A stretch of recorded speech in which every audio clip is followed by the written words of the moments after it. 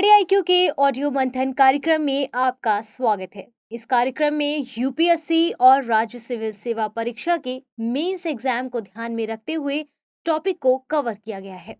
कार्यक्रम में आज का टॉपिक है गरीबी की समस्या से कैसे उबरेगा भारत। ये टॉपिक सामान्य अध्ययन प्रश्न पत्र 1 के भारतीय समाज खंड से जुड़ा हुआ है। हम उम्मीद करते हैं कि ये टॉपिक आपके मेंस एग्जाम के लिए बेहद कारगर साबित होगा। तो आइए कार्यक्रम की शुरुआत करते हैं।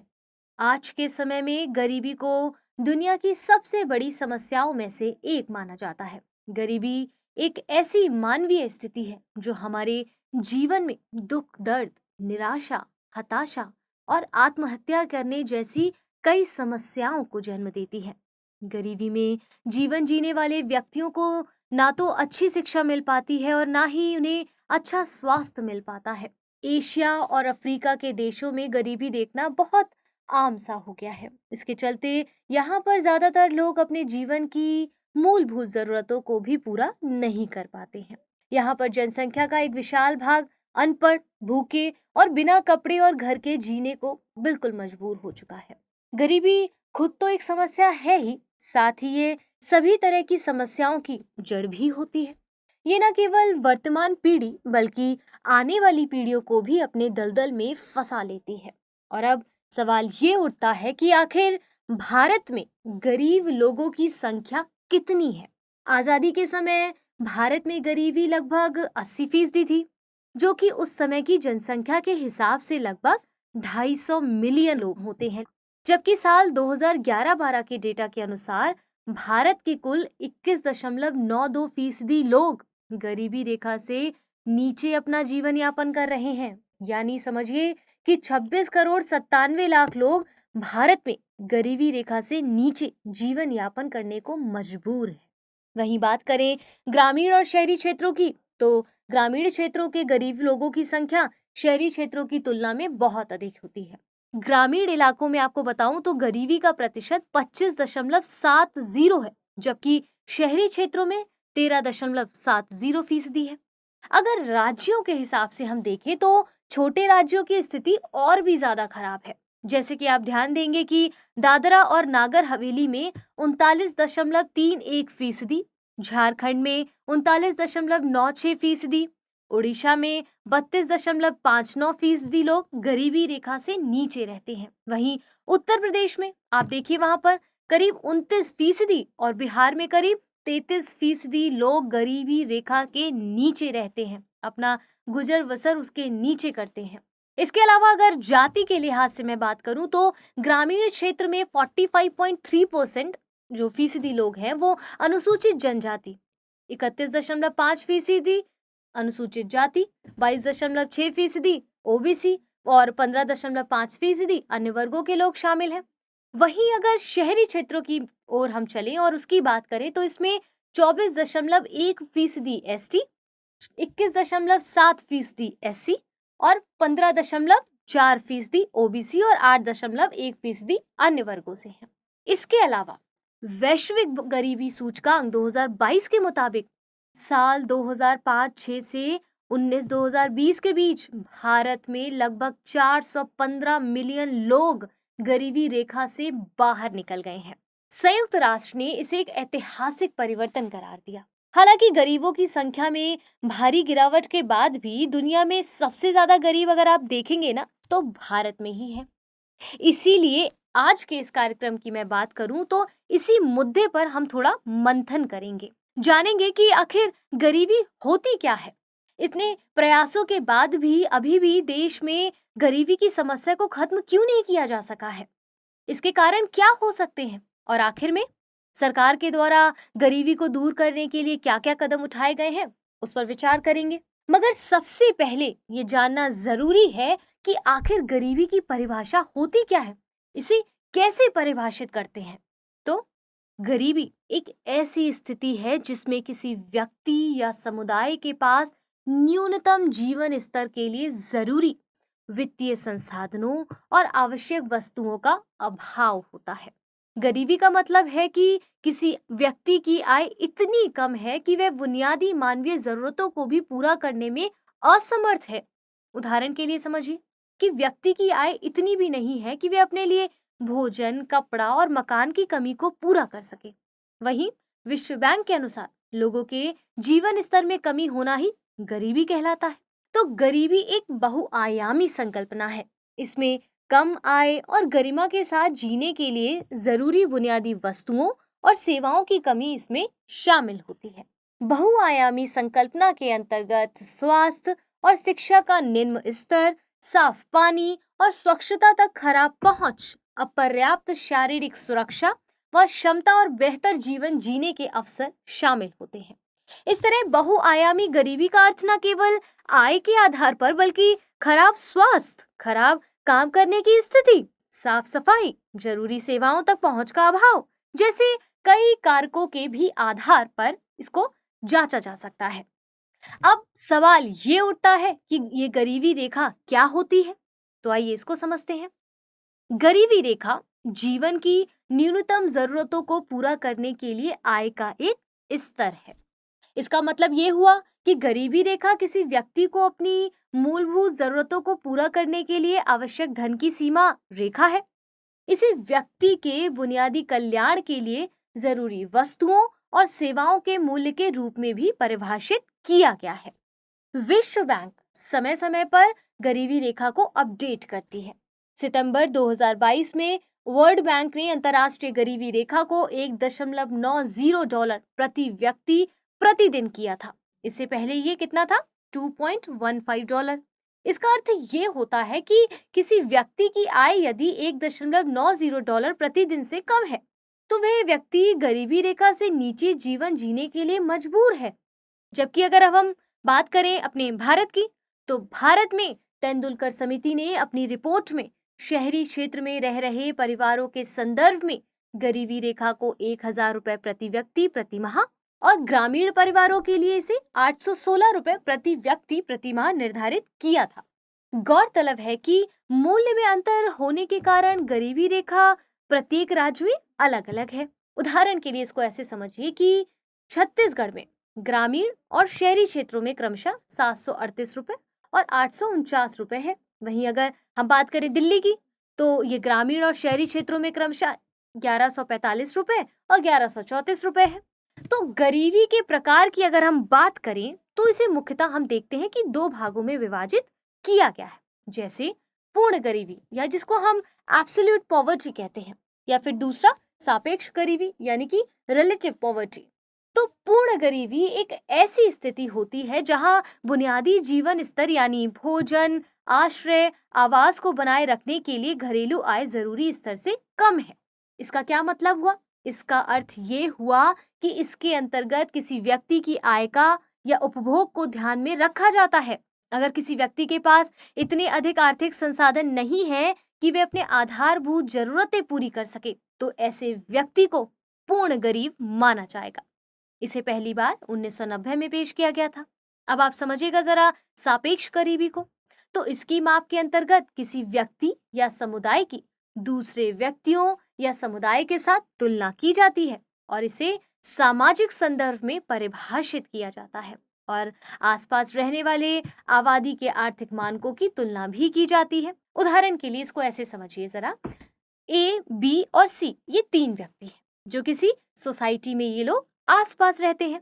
इनमें से ए की औसत आय 20,000 रुपए प्रति माह है, वहीं बी की औसत आय प्रति माह कितनी है? 60,000 रुपए है, जबकि सी की औसत आय प्रति माह 50,000 रुपए है। तो इन तीनों में बी तुलनात्मक रूप से सबसे अमीर हुआ, जबकि ए सबसे गरीब, और जबकि ए की आय उतनी है कि वह अपना जीवन बसर जो है कर सकता है, लेकिन तीनों से तुलना करने पर उसकी आय कम है।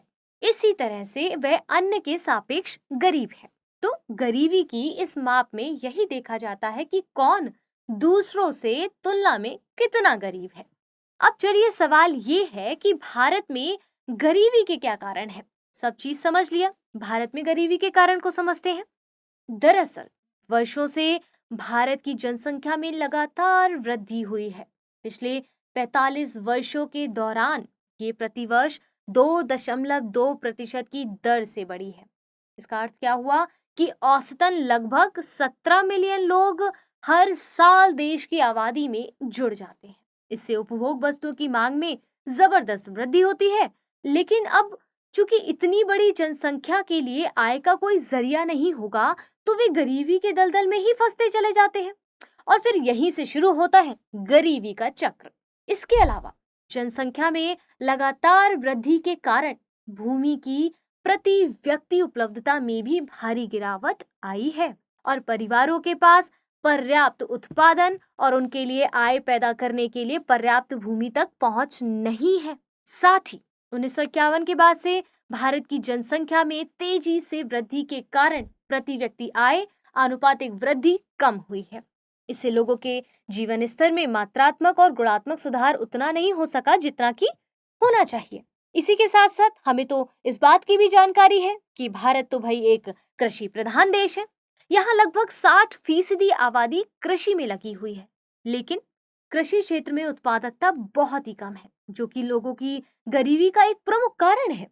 कृषि क्षेत्र में कम उत्पादकता के कई कारण हैं, जैसे कि खंडित और उपविभाजित भूमि जोत, पूंजी की कमी, खेती में नई तकनीकों के बारे में जागरूकता का अभाव, खेतों की पारंपरिक तरीकों का उपयोग, भंडार के दौरान फसल की बर्बादी इत्यादि कई कारण हैं।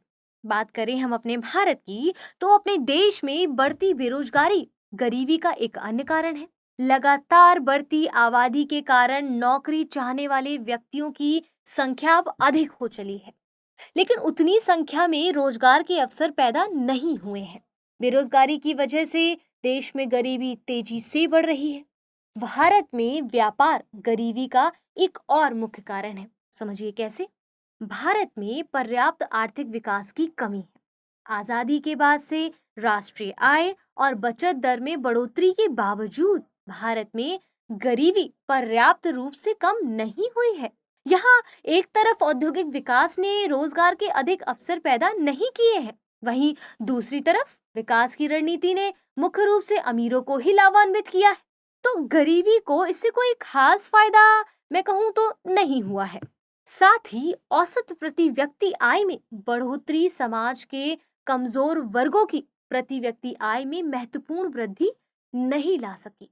परिणाम स्वरूप गरीबी में इजाफा हुआ। बढ़ते उद्योगों ने पूंजी गहन और श्रम विस्थापन प्रौद्योगिकी को अपनाया, जिससे बेरोजगारी और परिणाम स्वरूप गरीबी को बढ़ावा मिला।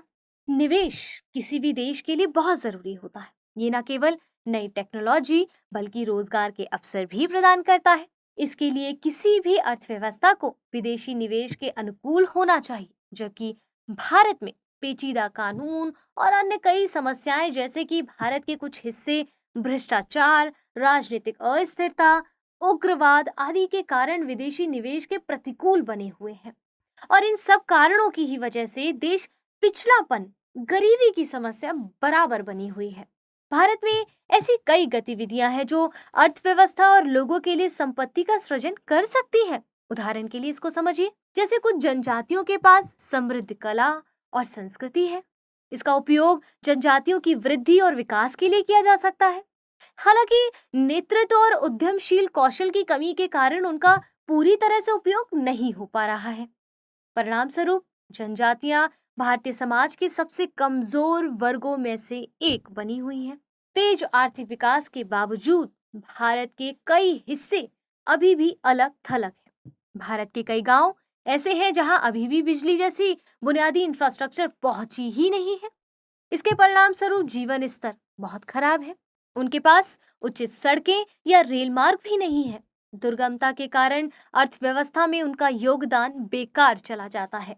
ये तो चलिए हमने बात की कि आखिर देश में गरीबी के क्या कारण हैं।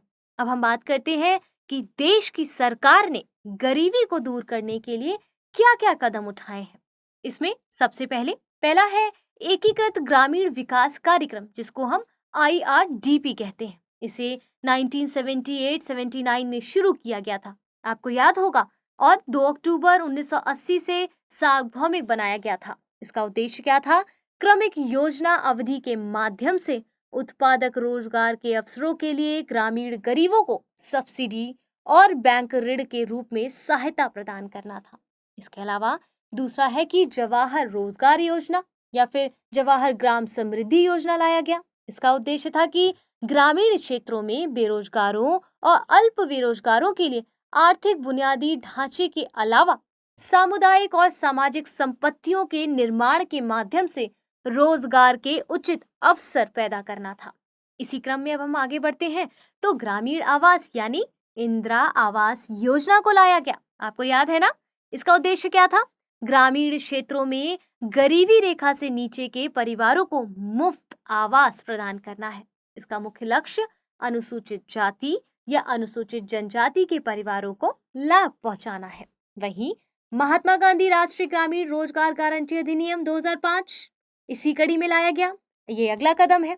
ये अधिनियम प्रत्येक ग्रामीण परिवार को हर वर्ष 100 दिन का सुनिश्चित रोजगार प्रदान करता है। इसके अंतर्गत प्रस्तावित नौकरियों का 1/3 हिस्सा महिलाओं के लिए आरक्षित होता है। कार्यक्रम के तहत यदि आवेदक को 15 दिनों के भीतर रोजगार प्रदान नहीं किया जाता है तो वह दैनिक बेरोजगारी भत्ता पाने का पूरा हकदार होगा।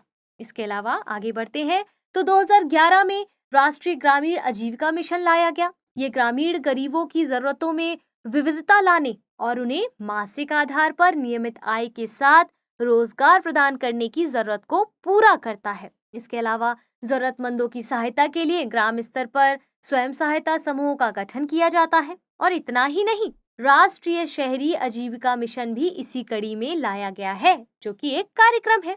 ये स्वयं सहायता समूह में शहरी गरीबों को संगठित करने, बाजार आधारित रोजगार के लिए कौशल विकास के अवसर पैदा करने और ऋण की आसान पहुंच सुनिश्चित करके स्वरोजगार स्थापित करने पर ध्यान केंद्रित करता है। इन सब के अलावा अब हम जानेंगे कि प्रधानमंत्री कौशल विकास योजना को भी लाया गया था।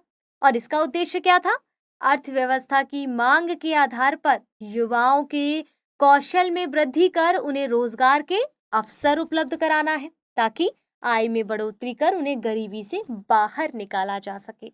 ऐसे में अब हम देखेंगे कि आगे की राह क्या हो सकती है। सरकार को कल्याणकारी योजनाओं के कार्यान्वयन के लिए जिम्मेदार विभिन्न संगठनों को पारदर्शिता और जवाबदेही प्रदान करनी चाहिए। बुनियादी ढांचे के विकास और कौशल विकास को सर्वोच्च प्राथमिकता दी जानी चाहिए। बुनियादी स्वास्थ्य सेवाएं, पोषण और शिक्षा जैसी सामाजिक सेवाओं के लिए सरकारी व्यय को तुरंत बढ़ाना चाहिए। जरूरतमंदों को प्रत्यक्ष आय हस्तांतरण एक तत्काल समाधान है। इसके लिए यूनिवर्सल बेसिक इनकम पर भी विचार किया जाना चाहिए। ग्रामीण गरीबी को कम करने के लिए सरकार द्वारा कृषि में निवेश बहुत जरूरी है। सब्सिडी केवल अल्पकालिक समाधान हो सकती है। साथ ही कृषि क्षेत्र में नवीन प्रौद्योगिकी को अपनाने की जरूरत है, ताकि किसान सभी मौसम में कृषि कर सके। सरकार द्वारा समग्र और बहुआयामी हस्तक्षेप के द्वारा लोगों को गरीबी से बाहर निकालने में आने वाली चुनौतियों से निपटने के लिए तैयार करना होगा। इसके लिए उन्हें आवश्यक उपकरण, कौशल और संसाधन प्रदान करके खुद को अत्यधिक गरीबी से ऊपर उठाने में मदद करनी होगी।